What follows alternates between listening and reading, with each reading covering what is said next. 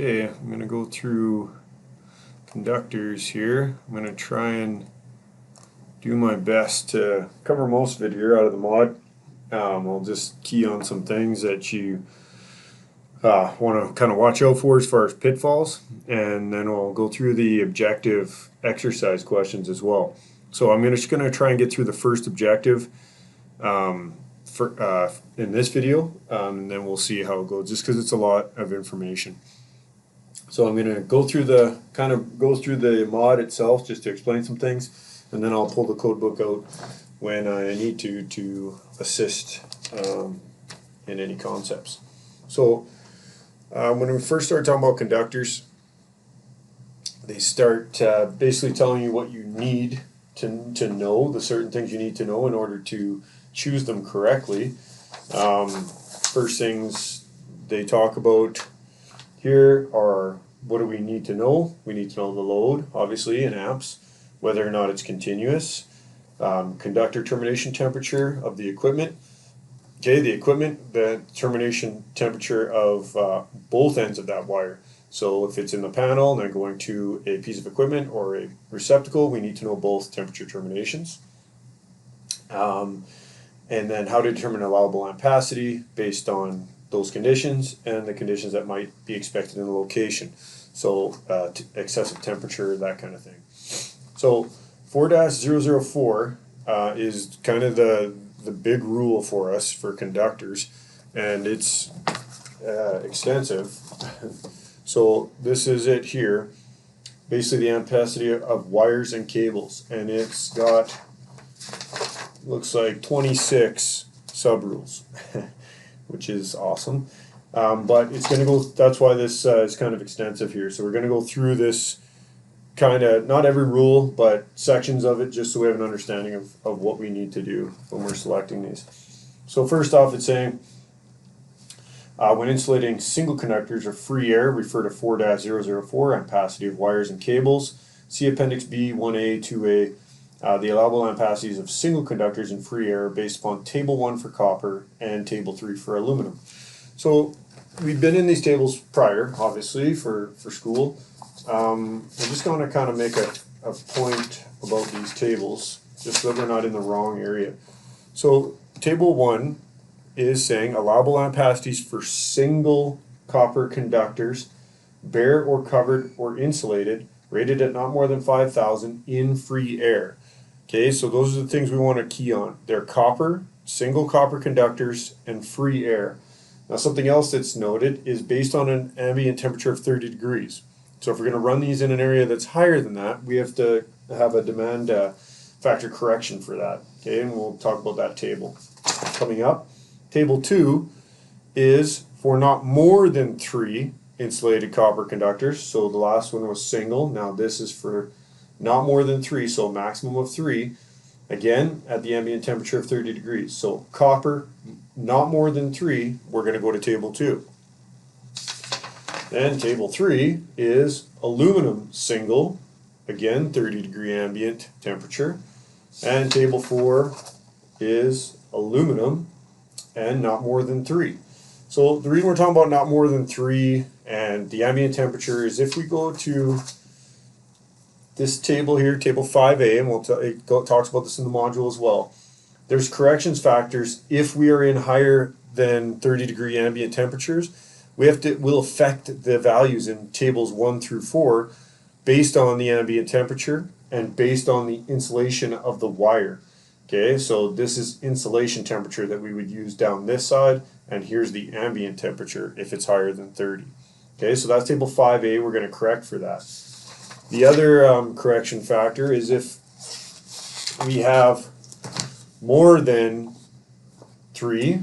So these are correction factors where 2 or 4 single insulated conductors are present and spaced less. So this is based on spacing. We'll talk about that.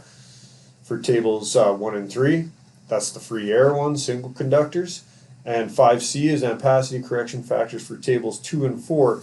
This is based on the fact that those tables are a 3 conductor maximum. So you can see if there's 1 to 3 conductors, the ampacities in those tables will be put in at 100% because they're based on 3 conductors maximum.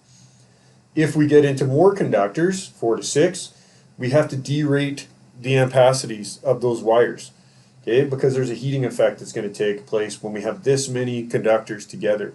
So the more conductors we have together, the less ampacity we can put through those wires without them reaching their temperature.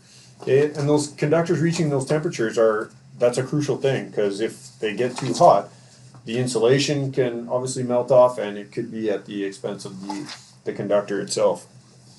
So just kind of talk about table 2 a little bit, just for some review. These allowable ampacities, all through, I'm just looking at table 2 right now, so this is copper, again, not more than 3.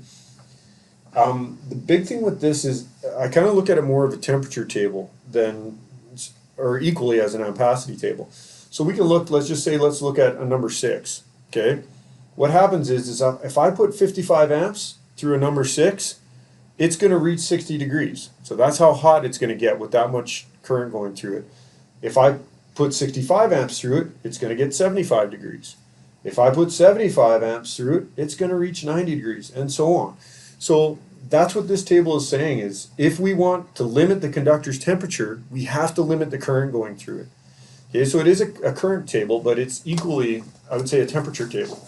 Okay, so it's kind of important when we're talking about these maximum allowable ampacities. Temperature is a huge aspect of that. Okay, so this module kind of goes through and tells you about the free air ratings, if they're not adequately spaced, okay, what tables we need to go through and which rules we need to go through. I'm not going to sit and read through all these rules. My advice for you is, if a table is mentioned, if a rule is mentioned, go to that rule when you're reading this, okay, because you're not going to have your module available when you're doing your code test. You're going to need to know where it is in the code book itself. So a lot of the questions I get from our bank in Blackboard are actually exactly out of the examples in the module.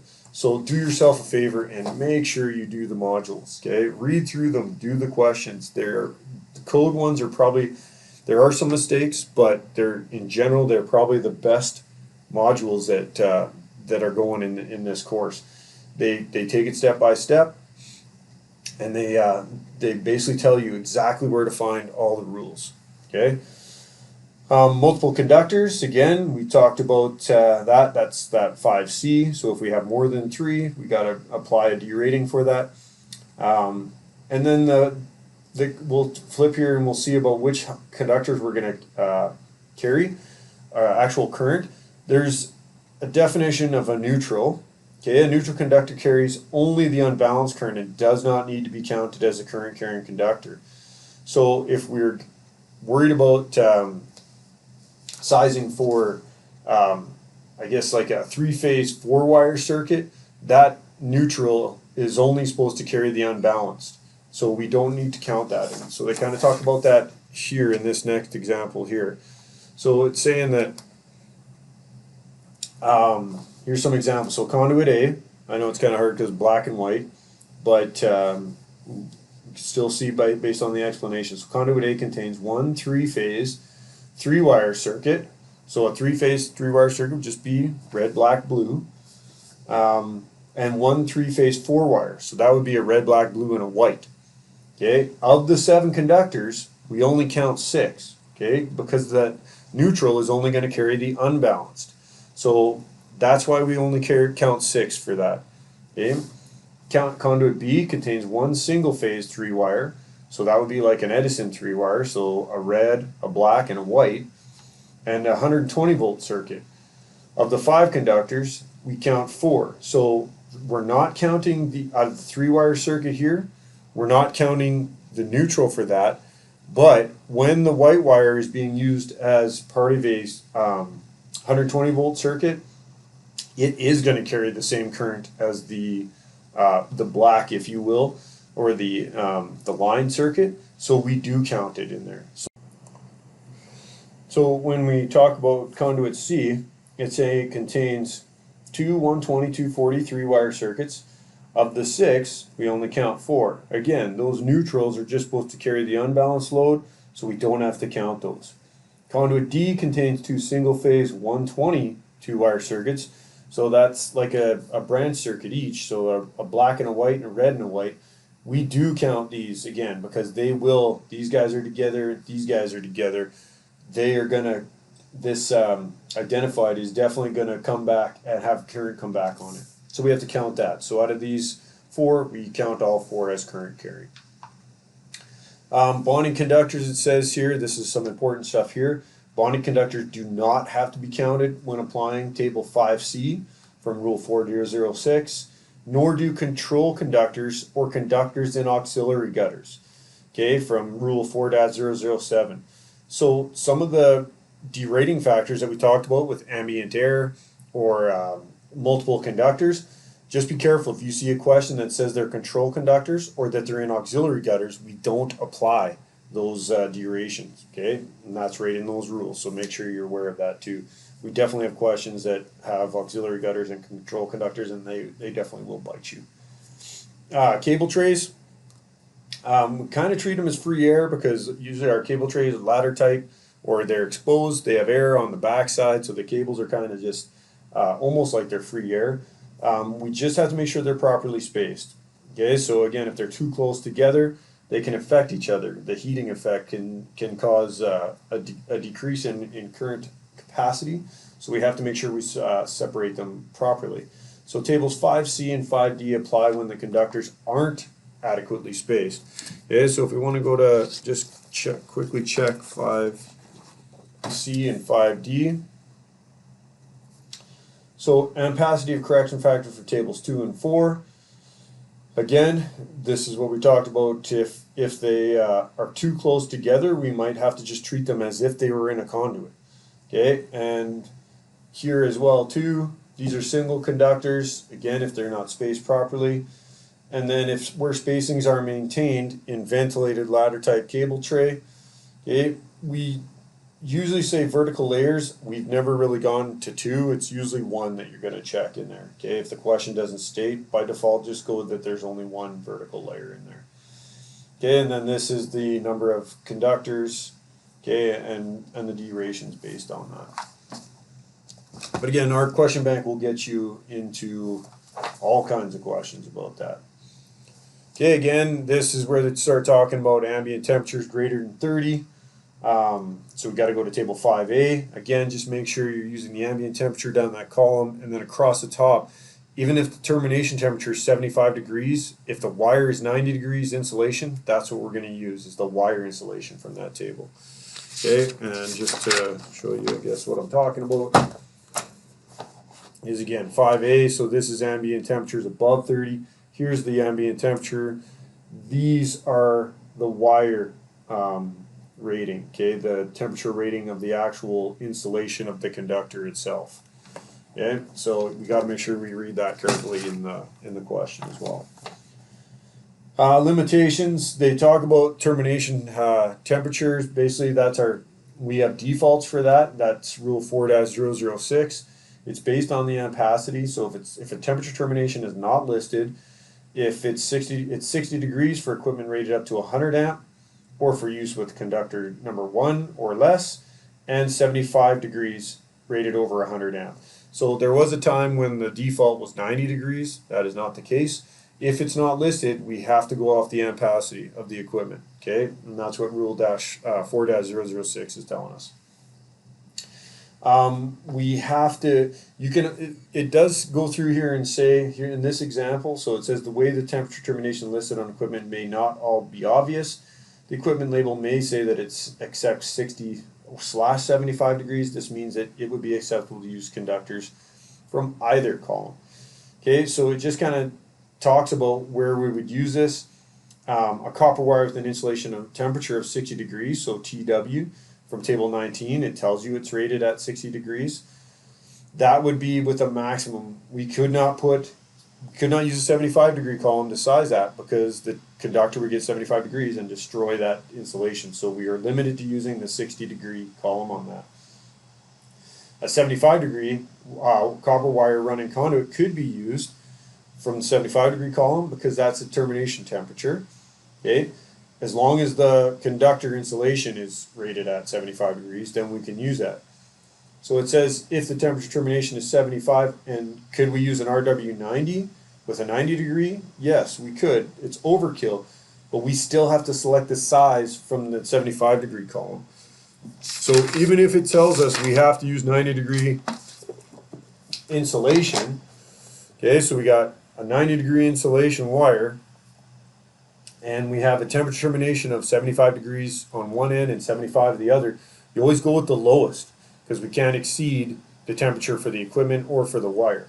So even though if it says the termination temperature is 75 degrees, could we use an RW90 wire? Yes, we could, but we have to size it from the 75 degree column.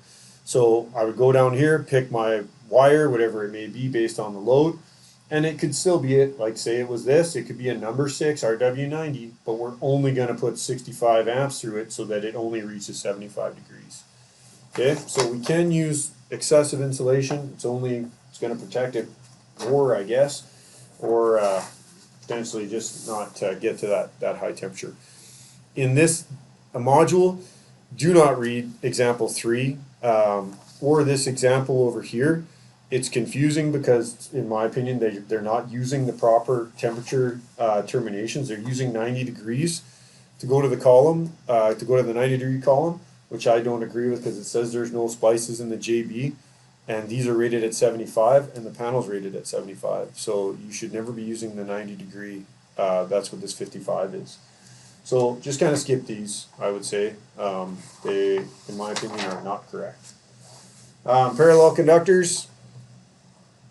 If you've ever had to run parallel conductors, the advantage of parallel conductors is basically just get a smaller wire size, and we do that by taking the load, dividing it by 2, and then we can basically split the conductors in half. And if you've ever run large conductors, you will know that sometimes it is way better to run 2 smaller ones. Okay, big thing is they got to be the same length, all that kind of stuff. Okay, so it will. The examples here are pretty solid. They go through and tell you how to size up what you're going to do. If they say there's 3 sets of parallel, then divide it by 3. Okay, so it's however many you're going to divide it by is basically how many sets you're running. Okay, and parallel, it could mean 2 in your life, but it could be 3, it could be 4. Okay, it depends on the scenario and how large the ampacity is. Okay, so read through that too. They're not too terrible. Underground, go through, and I'll go to these tables here to just kind of show us exactly what we're looking at. Diagrams D8 to D11 in Appendix D illustrate the installation configurations. Okay, and then they have ampacity tables. This is for underground conductors larger than 1 aught. Okay, so very specific. We'll get questions about that, obviously. The tables are based on 90 degree temperature termination, and if you have a different termination, there's a correction factor. So I'm just going to go to table 8 here to show. So here's the detail.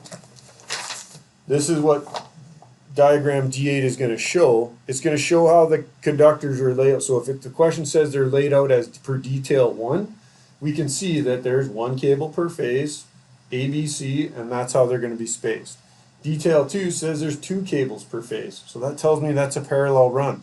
So if you get a question that's referring to detail 2, you would take your ampacity and split it in half because it's showing you right here that they're parallel runs.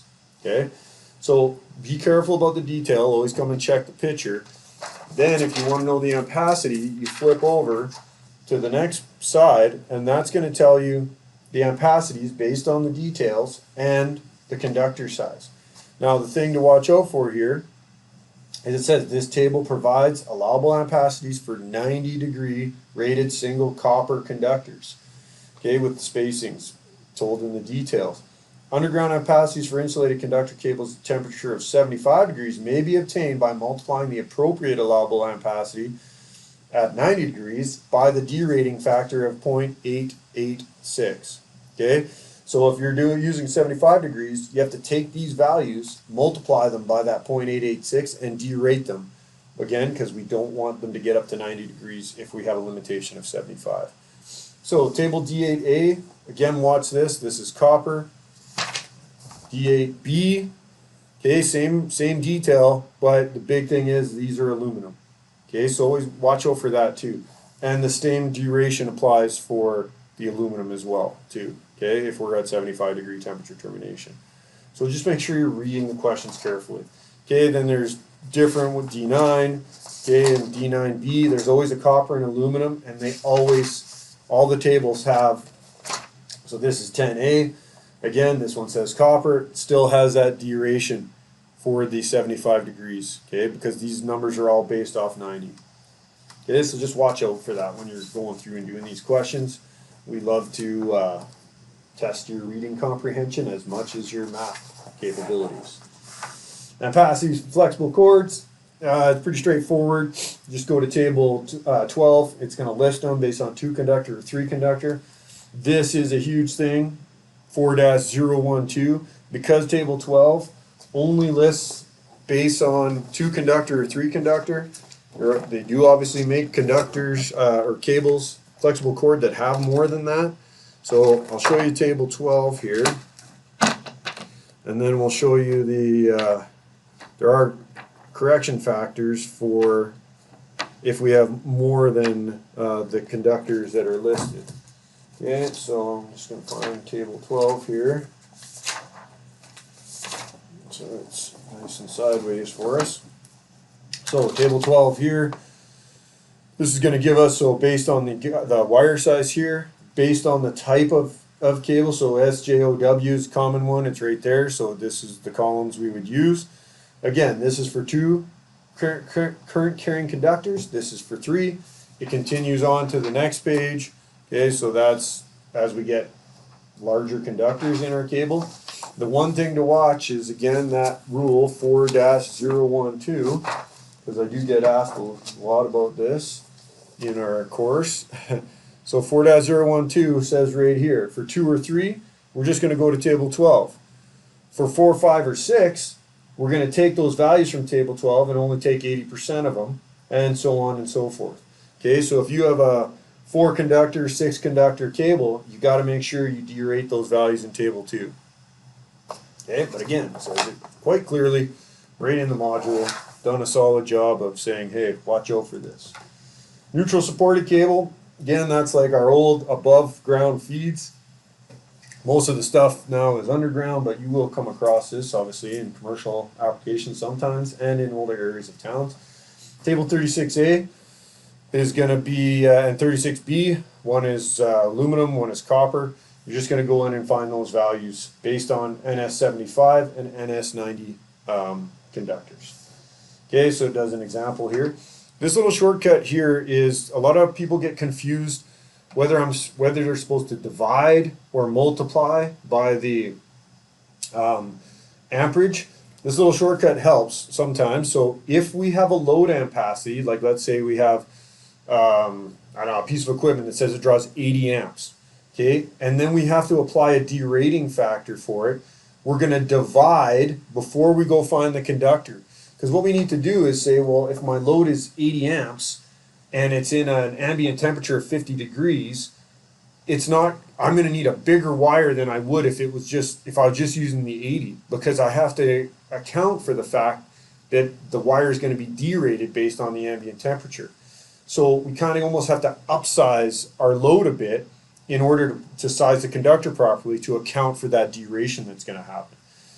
If we have the conductor ampacity and it says, hey, I have this conductor, what's it good for if I run it through a 50-degree ambient area? Then I multiply the correction factor to get the resultant allowable ampacity. Okay, so that's whether we're dividing or multiplying. It does seem to give people the gears quite a bit. So that little shortcut, I don't know, it helps me out a bit. Again, practice with these things, and you'll do pretty good on it. You'll get it hammered into you. Conductors suitability for use. Again, just table 19 is huge as far as the it lists all the different temperature readings. So if you get a piece of equipment or a conductor in a question and you're not sure about what it is, what the rating is, or anything like that, just go to table 19. I'll pull it up here, and it will tell you a lot about the conductor. Okay, so in this case, we talk about suitability for use, so conditions of use for dry locations only, what can be in dry locations, the CSA designated type, the temperature, temperature allowable for the conductor itself, and it does that for all these different. So if you get a question that says NMWU, and it says that there's a temperature termination of 75 degrees on one end and the other, you have to have an understanding, even if it doesn't tell you in the question that that conductor is only good for 60 degrees, it says that right here in table 19. Okay, so make sure if you don't have enough information in the question and it's giving you a type of cable, come to table 19 and it'll tell you.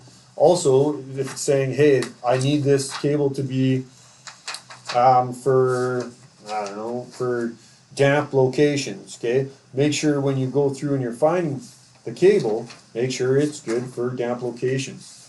Okay, also check these notes, okay? There's a lot of information on the notes sometimes. That's where we'll get sticky on you, and some of the information is going to be in there. So it on this side of the column, or on this column, sorry, on the reference notes, that's referring to all those notes I was talking about. So make sure and read that stuff, okay? Those aren't there just for fun.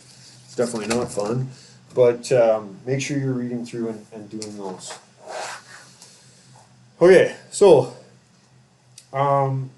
again, I just want to try and get through this first objective with this video, and then I'll try and make another video for at least the next objective, or maybe two. But we'll go through these examples here, just so that I don't know. This is what I usually do in class: is I would sit here and then I would talk about just like I did. Obviously, you guys would be able to ask questions and stuff. But then I go through these examples on the board, okay? Just because it's the first time we're kind of getting back into this stuff, and it's a lot of information.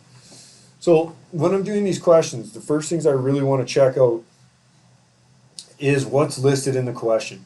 So what is the ampacity, so this one, of a number 6 AWG R90 aluminum conductor in free air with 75 degree rated conductor terminations?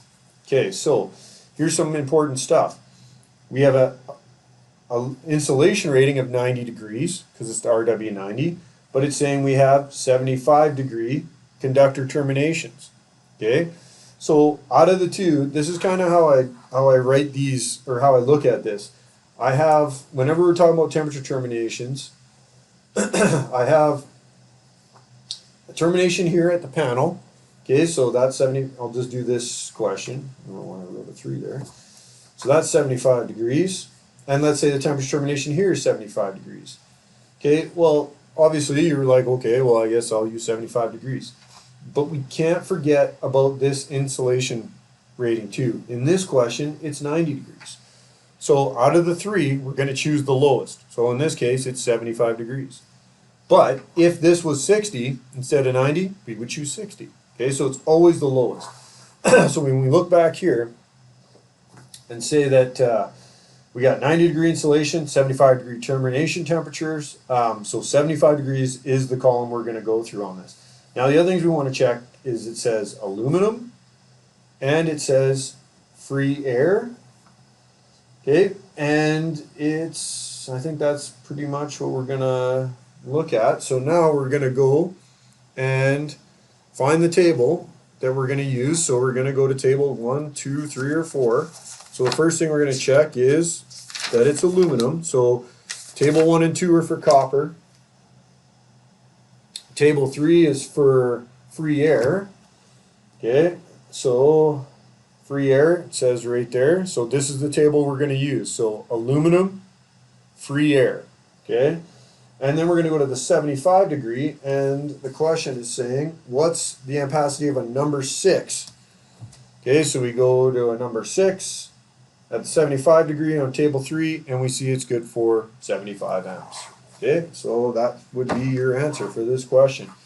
So we have a number 6 is good for 75 amps from table 3. Okay, and the 75 degree column.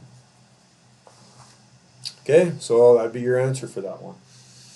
The next one, 3 3-wire single phase branch circuits are run in a conduit.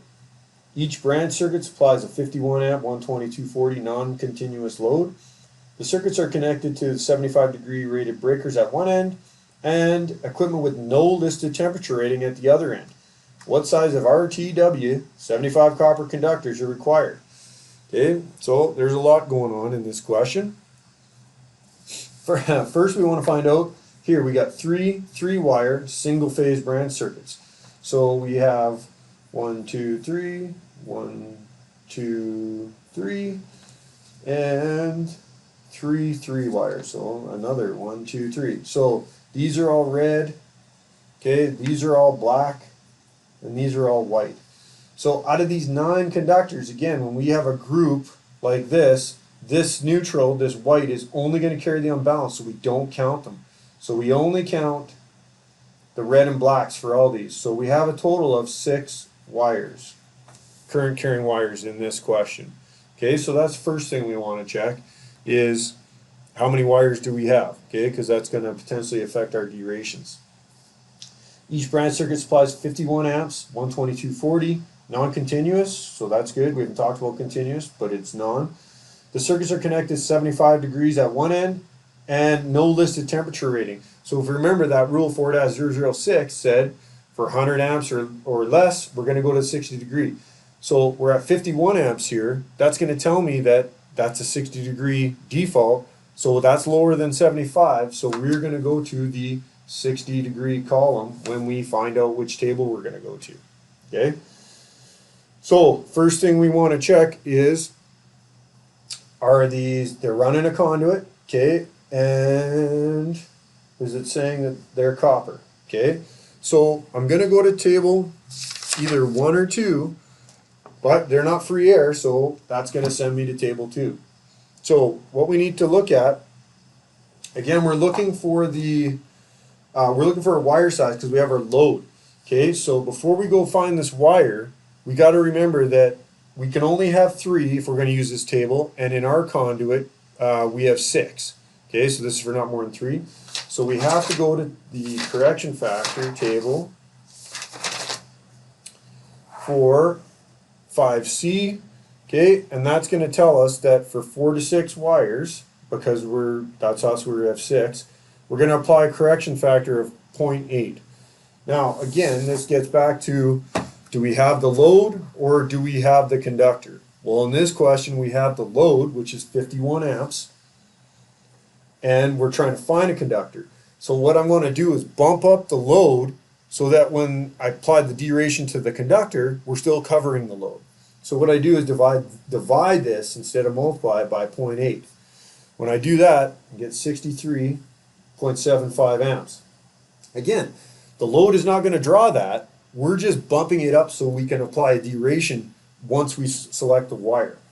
Okay, so now that we have this ampacity, this is what we're going to go to, table 2, and find out what wire size we can use. So we go to table 2, again under the 60 degree column because of the unlisted default. So 63.75 is what we're looking for on the 60 degree. So we're going to have to go to a number 4, which is good for 70 amps. Okay, so this one we're going to need number 4s. They're good for 70 amps. Okay, and it says even here what size of RTW, 75. So even though this insulation, so this is RTW 75 wire, the insulation is good for 75. We sized it off to 60, so that's not a big deal. We can have better insulation than we need, okay, and that's not going to hurt nothing. Okay, so that's that one. So a couple of things there in that question. First, we had to find out the current carrying. Then we had to upsize our correction factor due to the fact that we have 6 wires instead of 3.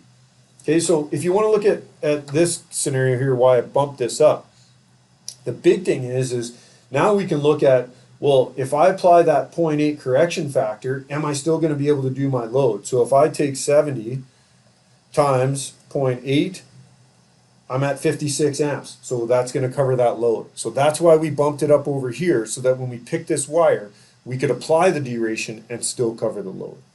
Okay? Okay, so number 3. We have 3 conductors following non-continuous 68 amp load in a room that has an ambient temperature of 50 degrees Celsius. Again, our tables are rated for 30. They are connected to a 75 degree rated breaker at one end, 75 at the other. What size of RW90 copper conductors are required? So, big thing again here, we got 68 amp load in a room that has an ambient temperature, so we're in the kind of the same scenario here where we have a load ampacity. So we're going to have to upsize that before we find our conductor. So we want to go to table 5A because it's an ambient temperature of 50 degrees, which is above the 30, and our wire has RW90 insulation, okay, because that's important when we go to this table. So when we go to 5A, we're going to look at the ambient temperature of 50 amps, ambient, and then it's a 90 degree conductor insulation, so this is our duration, this 0.82. So then when I come back over to my amperage here, I'm going to divide this by 0.82. And when I do that, I get 82.93. That's the ampacity we're going to use now to go to the table. Now we're going to go to, again, we're going to check their copper. They're not free air, so we're going to go to table 2. And we're going to look for 82.93 at the 75 degree column because that was our smallest termination and our insulation is 90. So we're looking for, 82.93. So I got 85 here, so I would run number 4s that are good for 85 amps. So here I'd have number 4s, good for 85 amps, and they would be RW90. Okay, and again, if we wanted to check to make sure that after we applied that duration, we would still cover this ampacity, you just take 85 times 0.82, and you get 69.7, which is going to cover our load. Okay.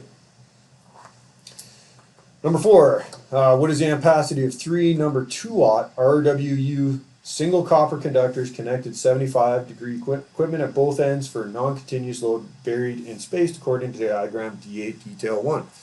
So let's go to diagram D8 detail 1 just to check and see what it's all about.